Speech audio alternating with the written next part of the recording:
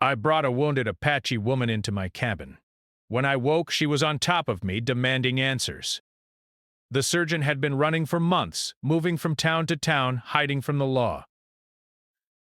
His hands, once steady and respected, had been forced to heal wounds in secret, under the cover of night and behind closed doors. He had treated miners with broken limbs, farmers with gunshot injuries, and children with fevers that burned their small bodies, always careful to leave no trace of his presence. The mistakes of his past had caught up with him, and the small cabins and hidden trails of the forest had become his only refuge. It was late in the afternoon when he decided to check the perimeter of the clearing near his cabin. The sun was low, casting long shadows over the pine trees, and the air smelled sharp with the scent of winter approaching. He walked slowly, listening to the wind rustle through the branches and the distant calls of birds settling down for the night. Despite the quiet, he felt a tension he couldn't shake, a sense that something unusual was nearby. He carried his satchel with supplies and a small medical kit, his mind constantly calculating risks. Then he heard it, a faint, uneven cry, almost like a whisper carried by the wind. At first he thought it was an animal, maybe a fox or a rabbit caught in a trap. But the sound repeated, a weak human call for help. His instincts kicked in, and he carefully followed the noise, moving through the underbrush without making a sound. There, lying near a small ravine, was a woman.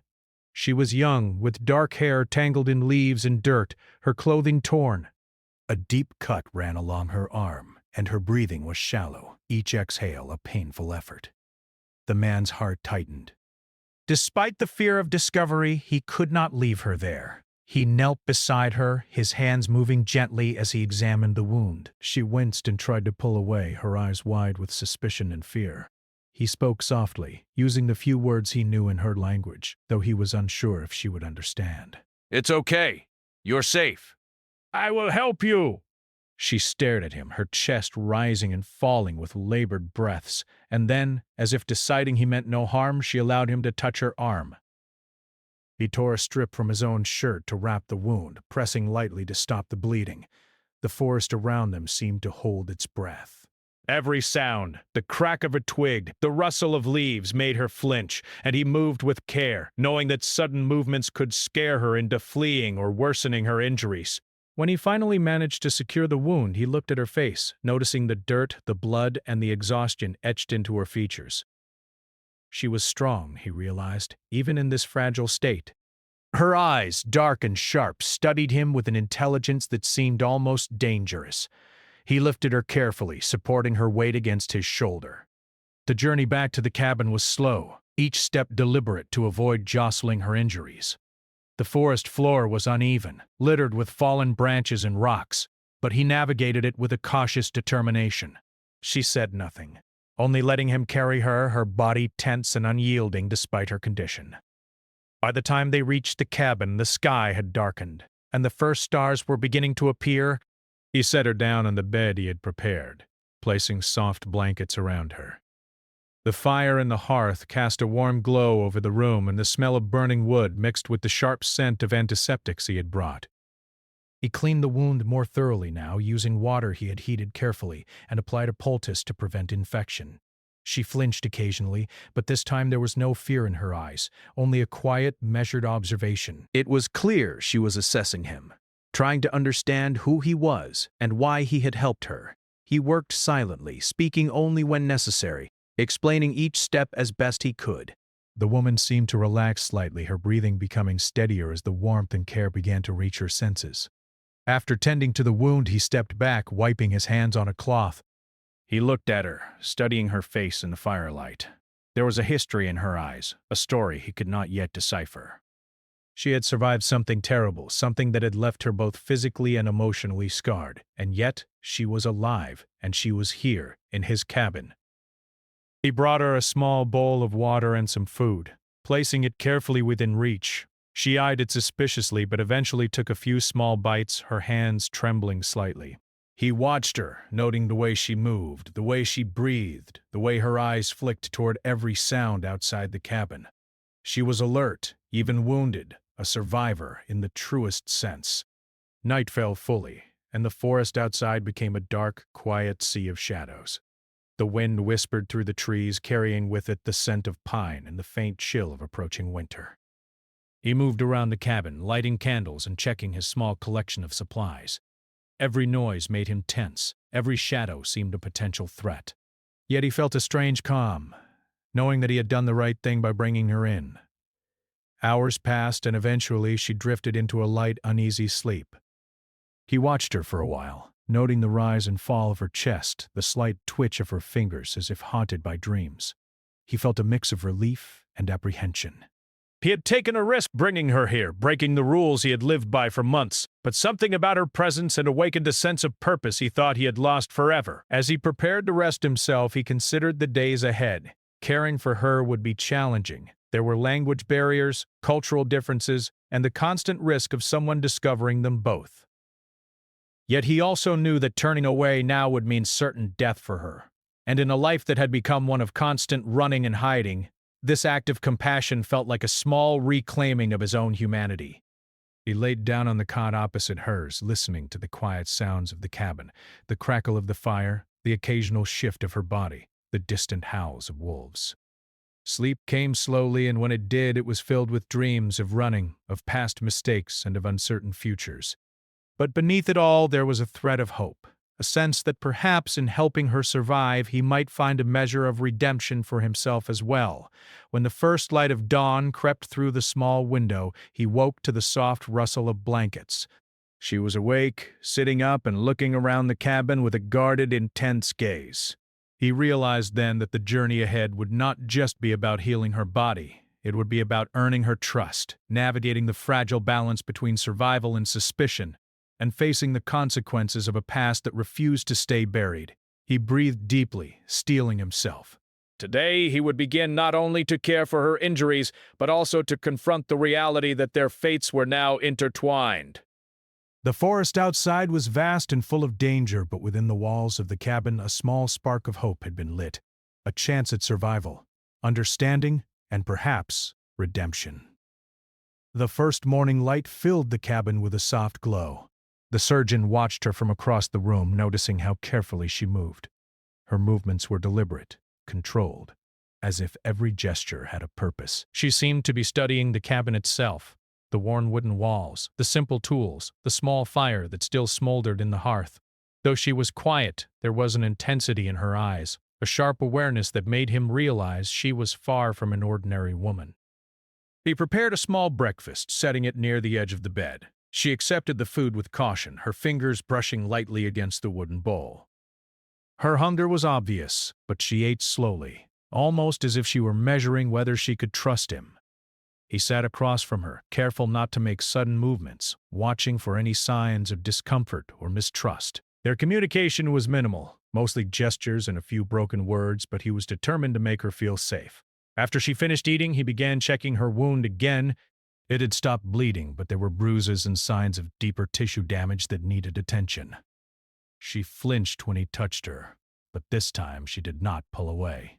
Instead, she looked at him with a steady gaze, almost as if she were assessing his skill and intent. He worked carefully, cleaning the wound, applying salves and bandages, all while keeping his tone calm and soothing. "You survived long," he said softly, unsure if she understood, but feeling the need to speak. "That alone shows strength." She tilted her head slightly, studying him, then looked away as if deciding whether he was worthy of trust. He knew it would take time. Trust was not something freely given, especially in her situation. Over the next several days, the surgeon focused on helping her recover, but he also noticed how she observed everything around her. She learned quickly, understanding the way he moved, the routines he followed, the care he gave to even the smallest tasks. When he chopped wood, she watched the rhythm of his movements. Her mind seemed sharp, always calculating, always alert. One evening, as he cleaned the cabin and organized supplies, she suddenly spoke a word he did not recognize. It was sharp and firm, spoken in a language he barely understood. He froze for a moment, unsure how to respond, then simply shook his head, indicating he did not understand. She repeated it, her tone demanding attention. He realized she was asserting herself, making it clear she would not be passive in her recovery. He nodded slowly, respecting her courage. This small act shifted the dynamic between them. She was no longer just a patient. She was a person with her own will, her own voice, and her own strength. The surgeon began to treat her not just as someone needing help, but as a human being capable of understanding and action. He started pointing to objects, naming them slowly, using gestures and simple words to communicate. She responded with nods, pointing, or repeating the words in her own tongue. Each day, the bridge between them grew stronger, though it was still fragile. Night brought a different challenge. The woman's sleep was restless, filled with murmurs and sudden movements. The surgeon stayed awake, watching over her, his hands ready to soothe or protect if needed. He realized that the injuries she had suffered were only part of her trauma. The fear and caution she carried were equally real. Her body had healed enough to be mobile, but her mind was still cautious, still scanning for danger. One night, a sudden noise outside the cabin startled them both. A branch snapped under the weight of some unseen animal, or perhaps another person. The woman's eyes snapped open, dark and alert, and she reached for something near her side, her instincts sharp and immediate. The surgeon held up his hands, trying to calm her. "It's okay," he whispered. "Nothing is here yet." Slowly, she relaxed, but he realized that even in this safe space, the shadows of danger followed her. As days passed, they settled into a rhythm. She helped with small chores, fetching water from the stream, gathering kindling, and observing his daily routines. Her presence, once a source of tension, began to feel almost natural. Yet he never let his guard down completely. He knew that in the wilds of the forest, danger could appear at any moment, and she had enemies who might still be looking for her. One afternoon, he attempted to speak to her about her journey. Using simple words and gestures, he asked what had happened, why she had been wounded. She hesitated, then began to tell a story in broken phrases and gestures. Her tribe had been attacked, she indicated, and she had fled into the forest to survive. She spoke of fear, of running, and of those who had pursued her. The surgeon listened carefully, piecing together her words, feeling a deep respect for her resilience. The more she spoke, the more he realized how isolated she had been. Even though she had survived the attack, the trauma of fleeing and hiding left a mark that would take much longer to heal than the wound on her arm. He understood that recovery would not just be physical but emotional, requiring patience, trust, and care beyond what medicine alone could provide. Despite the difficulties, a small bond began to form. There were moments of quiet understanding. When she handed him a tool, when he shared a piece of bread, when their eyes met across the room with mutual recognition. It was fragile, delicate, but real. They began to rely on each other not just for survival, but for connection in the otherwise lonely and harsh world around them. One morning, he woke to find her gone from the bed. Panic surged through him for a moment, but then he saw her standing near the window, watching the forest outside. She had healed enough to be mobile, yet she stayed close, never straying far. Her gaze was steady, assessing the world beyond, ready to act if danger approached. He realized that even in healing, she maintained her independence, a core part of her identity that would not be compromised. He approached her slowly, speaking gently, trying to bridge the growing gap between silence and conversation. She looked at him, her expression unreadable, then slowly nodded, indicating understanding and perhaps even appreciation. It was a small victory, but meaningful. They were learning to coexist, to trust each other in a world that demanded constant vigilance. Days turned into a week, and her strength returned. She began moving more confidently, helping with heavier tasks, and even attempting to communicate more clearly. Each step of progress was met with patience and encouragement from the surgeon, who recognized the importance of fostering both her physical and emotional resilience. The forest outside remained unpredictable. Wolves howled in the distance, storms threatened to sweep through without warning, and the possibility of human threats lingered. Yet within the cabin, a fragile sense of stability had emerged. They were no longer merely survivor and patient, they were partners in navigating an uncertain world, bound by necessity, respect, and the shared understanding of danger and survival. Toward the end of the week, the surgeon noticed something unexpected. The woman began to imitate some of his movements, carefully mimicking how he handled tools, how he chopped wood, how he arranged supplies. It was not just curiosity. It was learning, understanding, and perhaps even trust. He felt a quiet pride in this, realizing that despite everything she had endured, she was capable of adapting, growing, and surviving alongside him. Night after night they continued this rhythm, caution, care, observation, and small gestures of communication. Each day brought new challenges, new tests of patience, and new opportunities to deepen the fragile bond between them. The surgeon began to understand that this experience was teaching him as much about resilience, trust, and humanity as it was about healing her wounds. By the end of the second week, a small sense of normalcy settled over the cabin. While the dangers of the forest and the uncertainties of the outside world remained, within the cabin walls a new reality had emerged. They had survived the worst of the immediate threats, and now they faced the more subtle challenges, understanding each other, communicating across language and culture, and navigating the fragile balance of trust and independence. The surgeon sat by the fire one evening, watching her as she carefully tended to the tools he had used that day. She moved with precision, her dark eyes focused, her body now strong and capable once more. He realized that this woman who had entered his cabin as a wounded stranger was no longer just a patient. She was a force of her own, a survivor whose spirit had refused to be broken. He knew that the days ahead would bring more tests, more challenges, and perhaps moments of danger he could not predict. Yet he also understood something vital, that survival was not just about strength or skill, but about trust, understanding, and the quiet courage to face each day together. And in that realization, a sense of hope began to take root, fragile but enduring, promising that even in the harshest of circumstances, connection and resilience could emerge. The surgeon awoke before dawn, the first cold light of morning slipping through the small window.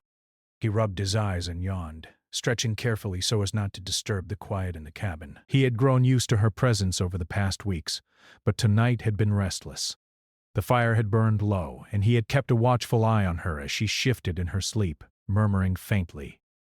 Something about the way she moved and the alertness in her eyes, even when asleep, made it clear that her spirit was unbroken. He turned to reach for his tools, planning to check the supplies and prepare for the day's tasks, when a sudden movement startled him. She was no longer on the bed. She stood there, fully awake, her dark eyes fixed on him with a sharp intensity he had not seen before. For a moment he froze, unsure whether she had intended to scare him or if it was a simple consequence of her waking earlier than usual. Her posture was firm and controlled, her gaze unwavering, and it conveyed something he could not ignore. She was demanding attention. She pointed toward him, her gestures strong and deliberate, then repeated a word he could not understand. It was spoken with a tone of authority, not fear or hesitation. He recognized immediately that she was asserting herself. The realization hit him. She was no longer simply the wounded woman he had rescued. She was someone who had her own mind, her own will, and her own expectations. He nodded slowly, trying to convey respect and patience, though his heart raced at the sudden intensity of the encounter. For a long moment they simply stared at each other. He tried to speak, using simple words and gestures, indicating that he meant no harm and that she could feel safe. She did not lower her gaze. Instead, she shifted closer, leaning slightly forward, her hands moving in sharp, purposeful gestures. He realized she was demanding explanations, questions about who he was, why he had brought her into this isolated cabin, and what she could expect from him. He took a deep breath, keeping his movements calm and deliberate. "I saved you," he said slowly, pointing to her wound and then to himself. "I help people. You are safe here." She cocked her head, not fully understanding, but her eyes searched his face, looking for honesty, for reason, for truth. It was a silent challenge, one that tested not only his skill and intent but also his character. She moved closer, circling him slightly as if assessing whether he was a threat. He noticed the careful way she placed her feet, the alert tension in her shoulders, and the steadiness in her eyes. Though her body was recovering from injury, her mind was sharp, calculating, unafraid to confront danger or challenge authority. He realized that he could not rely on fear or submission to maintain control here. She would not accept either. She demanded honesty, clarity, and perhaps most importantly, respect. He gestured toward the supplies, then toward the fire, attempting to show her that he had been prepared to care for her, that his intentions were genuine. She watched carefully, then repeated a few words he could not understand, pointing to his satchel and his medical tools.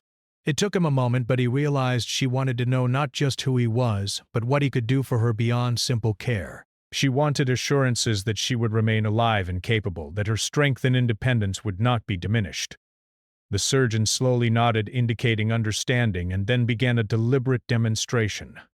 He showed her the contents of his satchel, pointing to bandages, salves, and other tools, using gestures to show their purpose. She watched intently, moving closer to examine each item, her fingers brushing lightly over the objects as if testing their meaning. He nodded with quiet admiration how quick and careful she was, how she absorbed information with a mind trained to survive in difficult circumstances. After he finished, she finally relaxed slightly, though the tension in her posture did not fully disappear. She repeated a word he did not understand, but accompanied it with a gesture toward the wound on her arm. He nodded again, beginning to clean and dress it once more, using slow, deliberate movements to show care and avoid startling her. As he worked, he spoke softly, explaining each step, pointing to the supplies, demonstrating that every action had a purpose. She watched every movement, occasionally reaching out to adjust a bandage herself, a subtle acknowledgement of growing trust. Over the next hours, their interaction became a careful dance of observation, gestures, and cautious words. She was no longer a passive patient, but an active participant in her own recovery. He began to understand that this woman who had arrived at his cabin wounded and wary was now asserting herself in a way that demanded respect and attention. It was a turning point in their relationship. He realized he could no longer act as a solitary healer making decisions alone. She was part of the process now, shaping the dynamic, testing boundaries, and insisting on her own agency. The forest outside remained quiet, though the wind whispered through the trees and the distant calls of birds reminded him of the wildness beyond the cabin walls. Every sound seemed amplified in the early morning light, and both of them were alert to potential dangers. Wolves, predators, or even human threats could appear at any moment. Yet within the cabin, a fragile understanding had emerged. Neither could act recklessly, and survival required cooperation and attention to the other's needs and strengths. By midday, the surgeon had prepared a small meal, which she accepted cautiously. She ate slowly, pausing often to observe him, her gaze sharp and attentive. It was clear that even as her body healed, her mind remained vigilant. He noticed small signs, how she shifted when he moved too quickly, how her eyes tracked every sound outside the cabin, how her hands hovered near her injuries and tools. Every action was calculated, deliberate, and purposeful. She was a survivor, and her instincts were finely tuned. He realized that this confrontation early in the morning had been a lesson for both of them. She had tested him, asserting her presence and challenging his authority, and in doing so she had established herself as an equal in this small space. He in turn had responded with patience, care, and honesty, proving that he could be trusted and that his intentions were genuine. The encounter had shifted their relationship, setting the stage for cooperation, understanding, and the slow development of trust. Later that afternoon, the surgeon noticed her practicing small tasks with increasing confidence. She helped carry water from the stream, gathered firewood, and even attempted to sharpen a knife under his watchful eye. Each movement was careful and precise, demonstrating her growing strength and skill. He offered guidance only when necessary, allowing her to take control of her actions, recognizing that independence was vital to her sense of self. Evenings brought quiet moments of reflection. She would sit near the fire, watching the flames, and he would quietly tend to his supplies or prepare food. Occasionally, she would gesture or speak a word, and he would respond, testing their limited ability to communicate. These small interactions, though simple, carried weight. Each gesture, each nod, each shared moment of understanding helped build the fragile bridge between them. As night fell again, he could not help but think about the events of the morning. Her assertiveness, her demands for answers, and her refusal to be passive were all reminders of the strength and intelligence that had carried her through so many dangers. He felt a growing respect for her, tempered by the awareness that their relationship was still precarious. Trust, once broken or ignored, could be difficult to rebuild. but the small steps they had taken together were promising signs that survival and cooperation were possible. Before sleep, he checked the wound one more time, ensuring that it was clean and secure. She watched quietly, allowing him to work, but her eyes remained sharp, alert, as if monitoring every motion. He realized that their bond was no longer one-sided. She had begun to understand him as well, observing his care, his patience, and the integrity of his actions. It was a subtle but significant shift, one that would shape the days to come. When he finally lay down, he thought about the future. The woman's strength, intelligence, and determination had become central to their shared survival.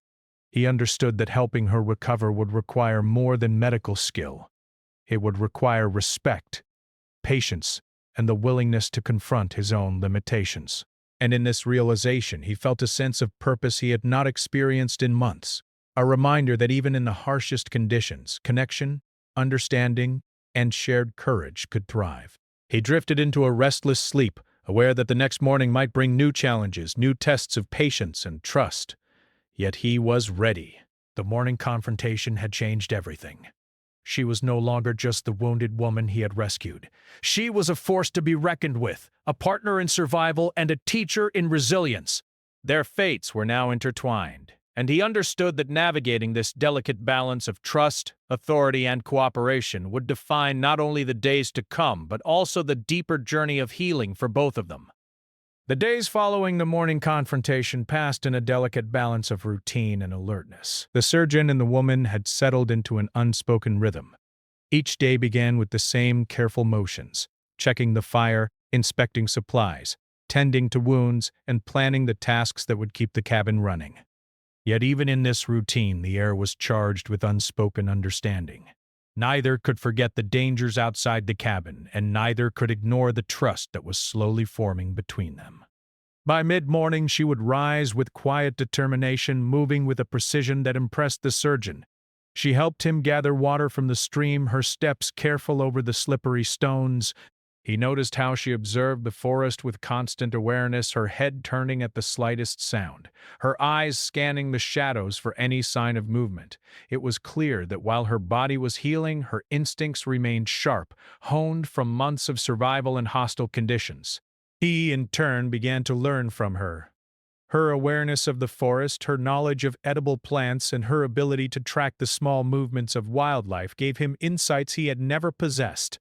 In quiet moments, he watched her move, learning from the way she adjusted her path to avoid fallen branches, how she listened to the subtle sounds of birds and animals, and how she understood the hidden dangers of the woods. He realized that survival was not just about medicine or tools. It was about understanding the world around them and respecting the skill and intelligence it required. Communication remained a challenge. They had only a few words in common, and gestures became their primary method of conveying meaning. Sometimes frustration flared when instructions were misunderstood or when intentions were unclear, but these moments passed quickly, replaced by patience and repeated efforts. Slowly, they began to develop a shared understanding, a language built of glances, gestures, and the occasional broken phrase that somehow conveyed complex meaning.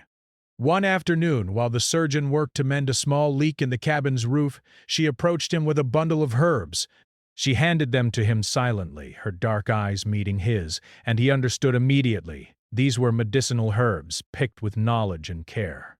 He accepted them, grateful, and nodded, impressed by her thoughtfulness and her skill.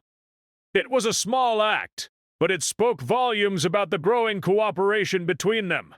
As the days turned into weeks, their bond strengthened in quiet ways. She began to anticipate his needs, handing him tools or supplies before he asked. He, in turn, allowed her more independence, trusting her to manage small tasks without constant supervision. It was a delicate balance. Trust had to be earned, but once it was given, it became a foundation for survival. The cabin, once a place of isolation for him, became a shared space, alive with cooperation and mutual respect. There were moments of tension, too. One evening, a sudden storm swept through the forest, the wind rattling the cabin walls and rain pounding the roof. The woman moved quickly, helping him secure supplies and ensure the fire would not go out. Their movements were coordinated, silent. efficient.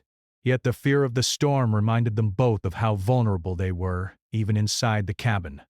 They spoke little during the storm, communicating through gestures and shared understanding, a silent acknowledgement of the dangers that could arrive without warning. Food remained a constant concern. Hunting and foraging in the forest were dangerous, and the surgeon had limited experience beyond his own small garden near the cabin. The woman's knowledge of the land proved invaluable. She guided him to edible plants, showed him which roots could be dug safely, and indicated where small game might be found. Each lesson was a mix of demonstration and careful observation, teaching him more than he could have imagined. He marveled at her skill, realizing that her survival had depended on this knowledge and intuition for much longer than his own expertise with medicine had ever required. Nighttime offered quiet reflection. They would sit by the fire, listening to the forest and occasionally sharing small fragments of conversation. He told her about his past, his mistakes, and the reasons he had been forced into hiding. She listened intently, though words were few, nodding or gesturing when understanding seemed to dawn. He did not know the details of her own past, but he sensed her trust growing, the way she allowed him to share and still remain present, without fear. There was a moment one night that struck him profoundly. The woman, now strong enough to sit without assistance, reached for a small set of tools he had left on the table. She mimicked his movements as he demonstrated a simple repair, her hands precise and deliberate. When she finished, she looked at him, her dark eyes bright with accomplishment. He felt a mix of surprise and admiration. She was not just learning, she was adapting, thriving, and taking initiative in ways that challenged his assumptions about her vulnerability. This partnership extended beyond survival. They began to anticipate each other's needs, creating a subtle flow of cooperation that allowed them to work efficiently without words. She would light the fire before he awoke, ensuring warmth in the cabin. He would prepare meals and leave them near her resting place when she returned from gathering water or herbs. Each gesture reinforced the fragile trust they had built. A trust forged in danger, necessity, and mutual respect. Yet underlying this progress was an unspoken tension. Both knew the outside world was still dangerous. The forest held threats, and the woman's past enemies could still be nearby. Every movement was calculated, every decision weighed carefully. He recognized that her independence was not only a strength but a necessity, a way of ensuring she would survive even if circumstances turned against them. Respecting that independence became part of his own survival strategy, a lesson in humility and awareness. One afternoon, while walking near the edge of the forest, she stopped abruptly, raising a hand in a silent warning. He followed her gaze and saw signs of movement, fresh tracks in the soil, broken branches that suggested someone had passed that way recently. His pulse quickened. She gestured for him to stay low, her body tense, eyes scanning the forest. Together they crouched behind a fallen log, silent and watchful. The danger passed, and they eventually moved on. But the moment reminded him of the precariousness of their situation and the necessity of their partnership. As weeks passed, subtle signs of connection began to appear. A shared glance, a small gesture, or the quiet acknowledgement of effort created a sense of companionship that neither had expected. The cabin, once a place of isolation and fear, had become a space where two people learned to rely on one another. They still had their differences, and communication remained limited, but the foundation of mutual respect had been laid. Toward the end of the 4th week, the surgeon reflected on the transformation he had witnessed. The woman, once wounded and wary, had regained her strength, her skill, and her confidence. She moved with purpose, spoke with clarity when necessary, and observed the world with intelligence and caution. He realized that she had not only survived but had thrived in the midst of danger, and that he had learned as much from her as she had from him. The forest outside the cabin remained unpredictable, yet inside a fragile sense of order had taken hold. Death to the turncoat. They were no longer simply survivor and patient. They were partners in navigating the challenges of the world around them. Each day, each task, each small success reinforced the delicate balance they had created, a balance built on trust, respect, and the shared goal of survival. The surgeon began to understand that the bond they had formed was not simply about healing a wound. It was about understanding each other, recognizing strengths, and accepting the presence of another in a world that had long demanded isolation and self-reliance. He saw in her resilience a reflection of the best qualities he had thought lost in himself: courage, intelligence, and the willingness to face danger head-on. As night fell again, they sat together by the fire, sharing silence rather than words. The forest outside whispered with the sounds of life and danger, yet inside there was warmth, light, and the quiet sense of connection. Both had survived the immediate threats, yet both understood that life would continue to test them in ways they could not yet predict. The strength of their bond would be essential, not only for survival but for understanding, trust, and the slow, careful rebuilding of hope in a world that had shown them little mercy. In that moment, the surgeon realized that the woman's presence had changed everything. She had challenged him, demanded honesty, and forced him to reconsider his own assumptions about trust, strength, and the nature of survival. Their lives were now intertwined, each dependent on the other in ways both practical and profound. And in the quiet glow of the fire, he understood that whatever the coming days might bring, they would face them together, each learning from the other, each growing stronger in the shared knowledge that they could survive and thrive, even in the midst of danger. The days grew longer as winter slowly gave way to early spring. The forest around the cabin began to show signs of change. Buds appeared on the trees, the air carried the fresh scent of melting snow, and birds returned to fill the quiet with their songs. Inside the cabin, the surgeon noticed subtle changes in the woman as well. She moved with ease and confidence now, her wounds fully healed, her strength restored, and her sharp eyes constantly scanning the world with the awareness that had always kept her alive. He had grown accustomed to her presence, to the quiet understanding they shared. The cabin, once a solitary refuge, had become a place of cooperation, learning, and trust. He realized that the bond they had formed went beyond survival. It was built on mutual respect, patience, and the recognition of each other's courage. Yet he also knew that the time would come when she could no longer remain hidden, when her path would demand that she return to her people or continue her journey through the forest. One morning he awoke to find her standing by the window, looking out over the forest with a calm intensity. She did not speak, but her posture suggested readiness.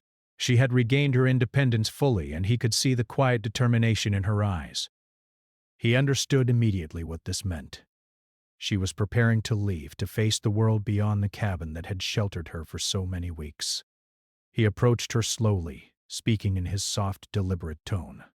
"You are ready," he said, using the few words they shared, and he gestured toward her strong, healed body.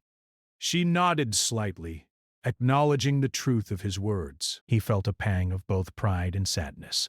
Pride that she had regained her strength, her skill, and her confidence, but sadness that this chapter of their lives together was ending. The woman gathered her belongings carefully. She packed lightly, taking only what she could carry, leaving behind the items that had been provided for her during her stay.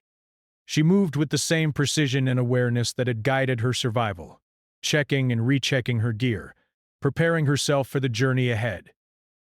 The surgeon watched silently, understanding that this was a test of her independence, a final step in the process of reclaiming her own life after weeks of dependence and care. Before she left, she turned to him and placed a small token in his hand. It was simple, a carved piece of wood, smooth and worn from handling. He did not fully understand its meaning, but the gesture spoke volumes. It was gratitude, respect, and acknowledgement of the bond they had shared. He accepted it with quiet reverence, feeling the weight of its significance. It was a reminder that even brief encounters could leave lasting marks, shaping lives in ways that were subtle yet profound. As she stepped outside, the morning sun warmed her face, and she paused for a moment to glance back at the cabin. Her gaze met his, and he could see the respect, trust, and shared experience reflected in her eyes. Then, with the same quiet determination that had carried her through her journey, she moved into the forest, her figure gradually disappearing among the trees. The surgeon remained at the doorway, watching until she was out of sight. The forest was quiet once more, filled only with the sounds of nature, the rustling of leaves, the distant call of birds, and the soft wind brushing through the trees. He felt a mixture of solitude and fulfillment. The cabin, once his refuge from the world, had become a place of connection, teaching him lessons about trust, resilience, and the quiet strength of human spirit. In the days that followed, he returned to his routines with a new perspective. The work of survival, tending the cabin and preparing supplies continued, but now he carried with him the memory of the woman's courage, her intelligence, and her determination. He reflected on the lessons she had taught him about awareness, patience, and the value of mutual respect. Her presence had challenged him, inspired him, and reminded him of the human capacity for adaptation and resilience. He often found himself looking toward the forest, wondering about her journey and hoping she remained safe. Though they were now separated by distance, the bond they had formed lingered, a quiet connection that transcended words and gestures. It was a reminder that even brief encounters could shape lives, creating enduring impressions that lasted far beyond the moments they shared. Over time, he began to explore the forest more boldly, applying the lessons she had taught him. He noticed the subtle signs of wildlife, understood the patterns of the land, and recognized the hidden dangers that might have gone unnoticed before. Each step he took was informed by her guidance, her instincts, and her unwavering awareness of the world around them. In this way, her presence continued to influence him, shaping his actions and decisions even in her absence. One evening, as the sun dipped below the horizon, painting the sky in shades of pink and gold, he sat by the fire and reflected on the weeks that had passed. He thought of the fear and uncertainty she had arrived with, the challenges of healing and survival, and the gradual transformation that had occurred in both of them. She had regained her independence, and he had regained a sense of purpose and humanity that he had feared lost. The cabin, the forest, and the quiet moments they had shared all seemed imbued with a new meaning, a testament to resilience, cooperation, and the enduring power of trust. He realized that their encounter had been more than an act of mercy or duty. It had been a shared journey of growth. Both had learned from each other. She had gained safety, care, and perhaps a glimpse of human compassion she might not have expected, while he had learned humility, patience, and the importance of recognizing the strength in others. It was a quiet, unspoken understanding that would stay with him forever. As the weeks turned into months, life returned to a rhythm of solitude and careful observation. The forest remained unpredictable with its dangers and mysteries, but the surgeon faced it with newfound confidence. He was no longer just a man hiding from his past. He was someone shaped by experience, by connection, and by the knowledge that trust and compassion could coexist with caution and vigilance. Occasionally, he would return to the spot near the edge of the forest where she had disappeared, imagining her moving through the trees, confident and capable. Though he never saw her again, the memory of her courage and determination remained vivid. It reminded him that even in a world filled with danger and uncertainty, moments of human connection could bring hope, strength, and lasting change. In the quiet evenings as he tended the fire or prepared his small meals, he would reflect on the lessons of their time together. He understood now that survival was not merely about skill or knowledge. It was about awareness, adaptability, and the ability to trust and respect others. The woman had embodied these qualities fully, and in observing and learning from her, he had become more complete, more aware, and more resilient. The forest around the cabin continued to change with the seasons. Snow melted into streams, flowers began to bloom, and the days grew longer and warmer.